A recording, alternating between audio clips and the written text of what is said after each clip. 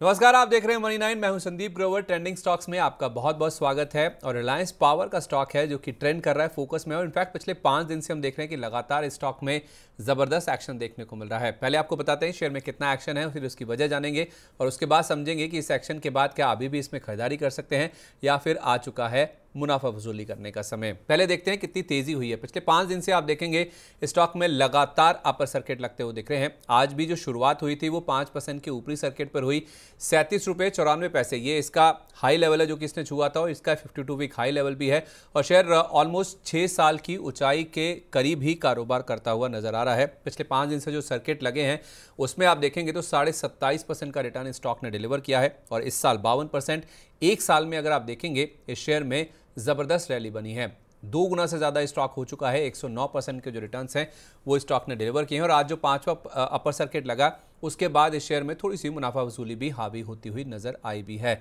लेकिन सर्किट लग क्यों रहे हैं? सर्किट इसलिए लग रहे हैं क्योंकि खबरें ऐसी हैं कि अदानी पावर इनका एक जो प्लांट है वो खरीद सकता है। नागपुर में इनका जो बुत्ती बोरी प्लांट है जो कि 600 मेगावाट का पावर प्लांट है, उसको खरीदने के लिए उनकी बातचीत चल रही है। और माना जा रहा है कि ये सौदा 2400 से 3000 करोड़ रुपए की रकम में हो सकता है, क्योंकि 600 मेगावाट का ये पूरा थर्मल पावर प्लांट है और 4 से 5 करोड़ पर मेगावाट के हिसाब से ये डील हो सकती है, जिसकी वैल्यू करीब करीब 2.5 से 3000 करोड़ रुपए के आसपास हो सकती है।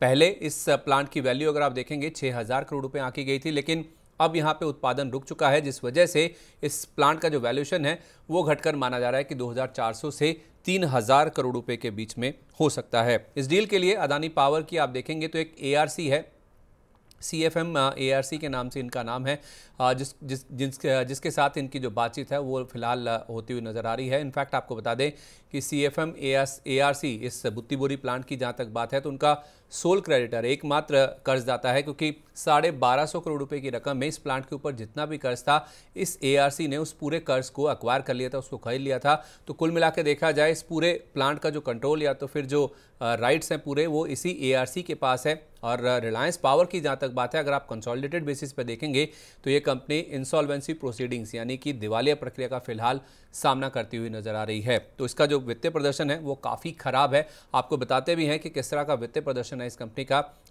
कंपनी पर आप देखेंगे 21,236 करोड़ रुपए का कंसोलिडेटेड कर्ज है। जून में हमने एक खबर आपको बताई थी कि स्टैंडअलोन आधार पर एक कंपनी कर्ज मुक्त हो गई है। इस कंपनी ने अपना जो 800 करोड़ रुपए का स्टैंडअलोन कर्ज था उसको पूरी तरह से बैंकों को लौटा दिया था। लेकिन आप देखिए जून तिमाही में जो विदेशी संस्थागत निवेशक हैं उन्होंने अपनी हिस्सेदारी घटाई है। 13% से ज़्यादा वो होल्ड करते थे, अब 13.25% से नीचे की हिस्सेदारी उनकी होती हुई नजर आ रही है।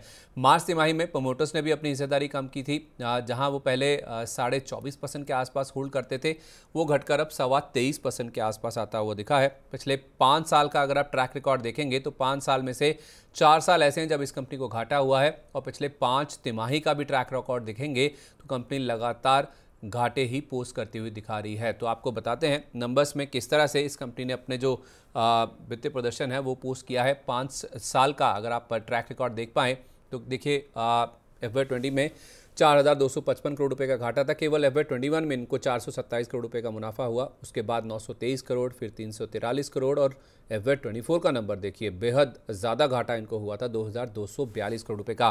तिमाही आधार पर भी देखिए पिछली 5 तिमाहियाँ घाटे में ही इस कंपनी ने बिताई हैं। हालांकि घाटा थोड़ा सा कम होता हुआ दिखा है। अगर आप पिछले 5 तिमाही का ट्रैक रिकॉर्ड देख पाएँ तो उसमें हमने घाटा ही आता हुआ देखा है इस कंपनी का। जून 2023 में जहां करीब 300 करोड़ रुपए का घाटा था वो घटकर 250 करोड़ रुपए के नीचे चला गया, लेकिन दिसंबर 2023 में फिर से ये बढ़ गया, 1136 करोड़ रुपए का घाटा हुआ।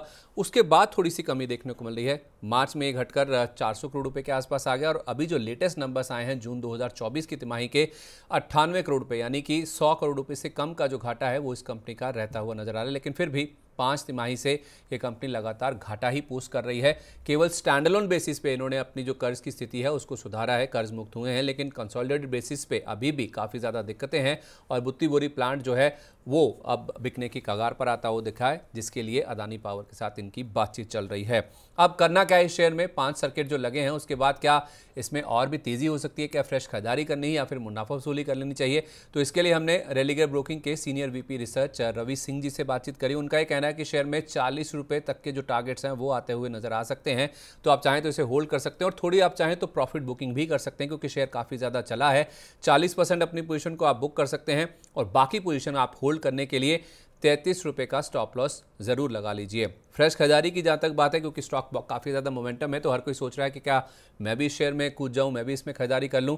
तो फ्रेश खरीदारी के लिए रवि सिंह जी का कहना था कि ₹35 का जो स्तर है उसका आप वेट कर लीजिए, वहाँ पे आप खरीदारी कीजिए तो आपके लिए ज़्यादा बेहतर होगा। उस केस में फिर भी आपका ₹33 के आसपास का स्टॉप लॉस होगा। तो भले स्टॉक काफ़ी ज़्यादा चला है, थोड़ी आप मुनाफा वसूली कर लीजिए और ₹40 के आसपास के लेवल को वेट कर लीजिए। ₹35 के आसपास आप चाहें तो फ्रेश खरीदारी करें। ₹33 के आसपास का आपको स्टॉप लॉस ज़रूर इस स्टॉक में मेंटेन करके चलना है, क्योंकि 5% के ऊपर या नीचे की सर्किट की जो चाल है वही स्टॉक दिखाता हुआ नज़र आ भी रहा है। तो ये तो बात हुई रिलायंस पावर की। ऐसे ट्रेंडिंग स्टॉक्स को देखने के लिए, जानने के लिए मनी 9 पर आप लगातार बने रहिए। नमस्कार।